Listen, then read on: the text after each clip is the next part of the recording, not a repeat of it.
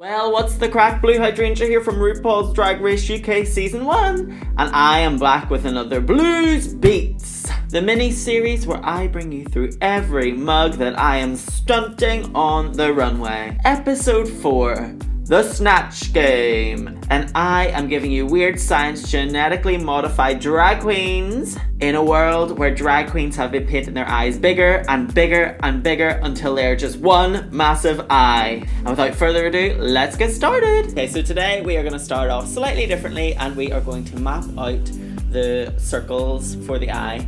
This is probably one of the most important parts of the makeup, and once you get it right, the illusion kind of falls into place. You just need to make sure they're perfectly circular and they resemble an eye in some kind of way. Okay, so I'm using a picture of myself for reference. The first ever time I did it, it was quite hard to gauge where everything needed to be placed. So now that I've got it, I'm just gonna recreate it.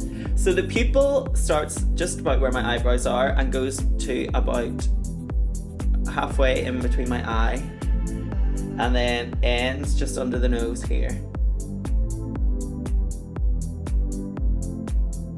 Obviously these are just rough outlines as well, so these probably will change throughout the course of the makeup, but it's very dependent on your own face and how big you want it or how small you want it. I just did a wee reflection of light as well, and that covered half of this eye going into the black as well. And then it's pretty much the big circle for the outline. Probably just up here somewhere. So as I say, these are just guidelines. I might change them by the end. I might make this a bit bigger, I might make this a bit smaller, but we'll see how it goes anyway. So we're gonna go in with my MAC full coverage in white, my well-loved MAC full coverage in white, and we're gonna put in the whites of the eye. It doesn't matter if it's perfectly white because I feel like having a wee bit of a flesh poke through makes it look a bit more realistic. Like, is anyone's eyes perfectly white? No. I'm gonna go in with my wee beauty blender and just buff that out a wee bit. This will just remove any paint strokes, make it look a bit smoother. I'm gonna go in with a wee bit of black just around the outer corner to give me a bit of shading. And I'm gonna go in and buff that out again. We'll go in with shadows and add a bit more depth later, but this is just to kind of get the impression of a shadow, just to start off the illusion. We're gonna go in with the blues from the Flash palette and colour in the iris. If your brow coverage is shite like mine is today, do not worry, we will just cover it with lots of detail anyway, so you won't see it. I'm going to use the darker blue just for the outside. I'm just flicking the product inwards to mix the blue and the darker blue, because it gives that effect of like an eyeball, pretty much. And it'll start off, we'll be doing a lot of detail work around this edge. It'll start that off for us, so we won't have to worry about it as much later on. I've just gone in and pulled a wee bit of the dark blue in at the centre as well.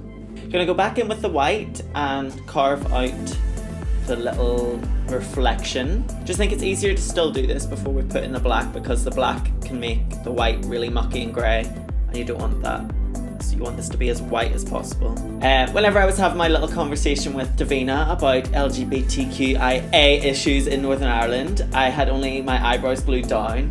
And a lot of people were saying she did that makeup so fast. But this makeup isn't too time consuming. You just have to fill in the shapes and add a bit of detail, and from the stage it looks amazing. This would be a pretty good beginner illusion makeup to do if you wanted to start into illusion makeup but didn't want to do all the intricate detailed things. This is pretty simple. I feel like people are going to watch this thinking it was like the most intricate makeup ever in the whole world, and they'll probably be slightly disappointed, but maybe that's like cool, that it doesn't take too much effort to look so cool and illusion-y. We're gonna go back in with my palette and my wee black, and we're gonna fill in the pupil. You want the pupil as black as possible. I'll probably go in with about 3 or 4 products to try and deepen this to make it as black as possible, because you do not want to be able to see your nose, and that will just ruin the illusion. You're supposed to look like a massive eyeball, not an eyeball with a nose. I feel like Baga painting my nose black. Make sure you get up in those nostrils. Isn't it crazy how adding the black pupil in the center has just made the whole picture start to come together? Whenever I'm doing a makeup like this, I like to take a lot of photos with my eyes closed. I like to look in the mirror, try and get different perspectives on whether the illusion is actually taking shape or not. Okay, so now it's time to powder the face. With this kind of makeup, you want to take a lot of powder. Bacon with powder. You're gonna wanna really delicately place the powder so that it doesn't smudge. You want every line that you've placed to stay intact. Particularly this one actually here, because it's such a dark colour and you really want it nice and strong. You don't want that to be bleeding or anything. I'm going to swipe off this powder and reveal what's underneath.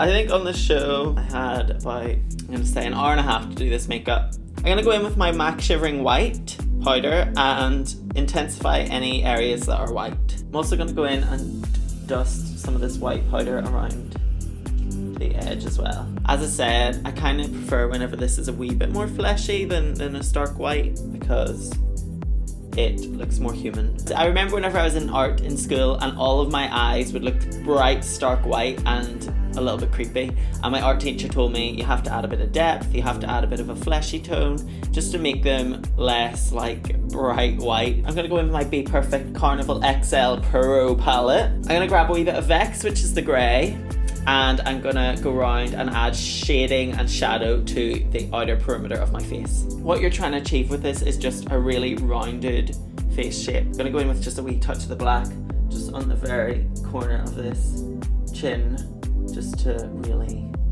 curve it out. I'm also just contouring my jawline as well.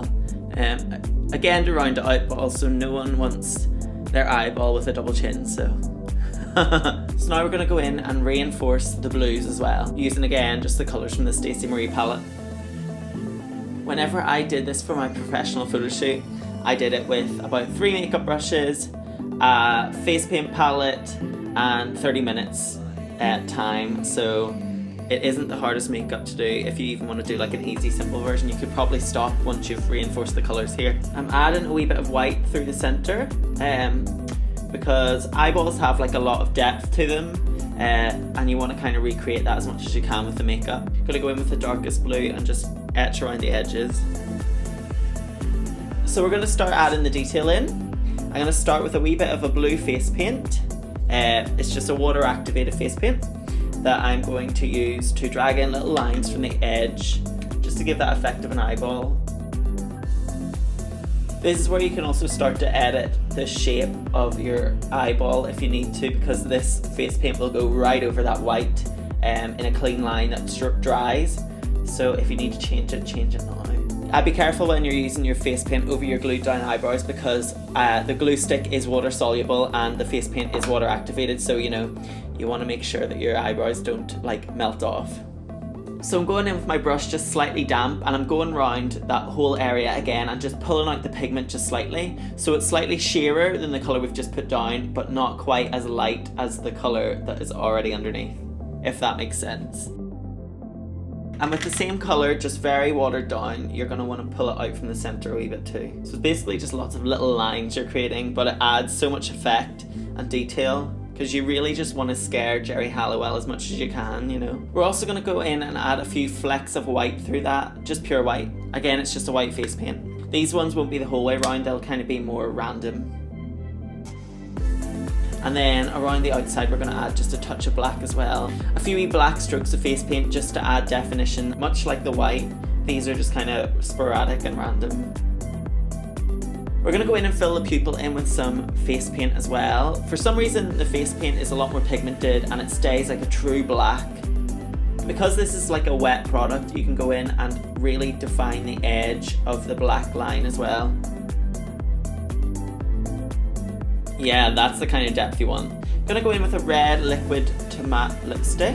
This one just happens to be Huda. And I'm going to add some veins because this is a spooky ooky look. I am not very good at drawing on veins.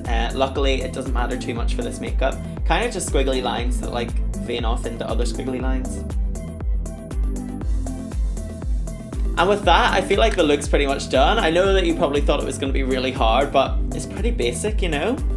Anyway, I'll go get the look on and I'll see you in a second. Shake it to the light, And this is the final look. I hope you enjoyed. And if you're gonna do this look for Halloween, make sure you tag me and let me see the finished look. Don't forget to like, comment, and subscribe, and I'll see you next week. Bye!